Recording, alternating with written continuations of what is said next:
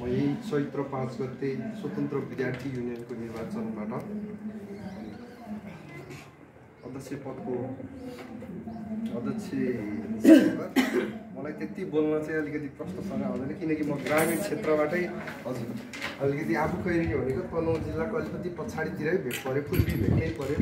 बोल्न त्यति साह्रै राम्ररी चाहिँ आउँदैन मलाई, त्यही पनि सरल भाषामै भन्न चाहन्छु। जे जस्तो भने हामीले आफ्नो ठाउँबाट चाहिँ सक्दो प्रयास गर्छौँ। मगरहरू भएकोमा मलाई योभन्दा 1 वर्ष पहिलाको कार्यकाल पनि म अध्यक्ष भएर नै आफू खैरिनी क्याम्पसको नेतृत्वमा नै 1-2 वर्षको कार्यकाल पनि मैले सम्पन्न गरेको थियौँ। त्यतिखेर चाहिँ भर्खर विद्यार्थी हालबाट अगाडि बढ्दै जाँदाखेरि चाहिँ केही कुराको ज्ञान नभएको कारणले चाहिँ अलिकति हाम्रो मगर चाहिँ आफू खैरिनीतिर चाहिँ पछाडि परेकै महसुस भएको मलाई है।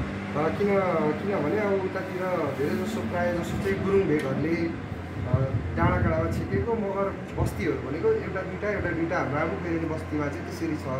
अनि हामी चाहिँ त्यसरी घुलमिल हुन चाहिँ त्यति सहज रूपले मगर भनेर अगाडि बढ्न चाहिँ नसकेको अवस्था पनि छ क्या आफू खैरिनी गाउँपालिकामा चाहिँ।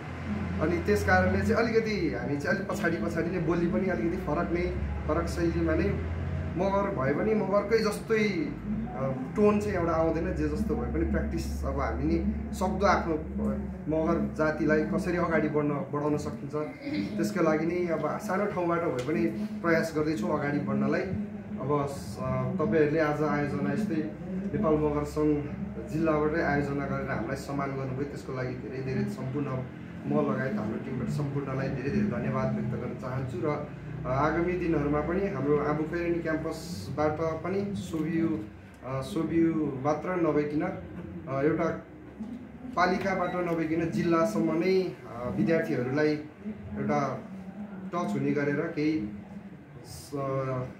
अगाडि बढाउन चाहन्छु, अगाडि बढाउन सबैजनालाई प्रेरणा गर्छु। त्यति भन्दै मेरो 2 शब्द यहीँ टुङ्गाउन चाहन्छु। हस्त धन्यवाद।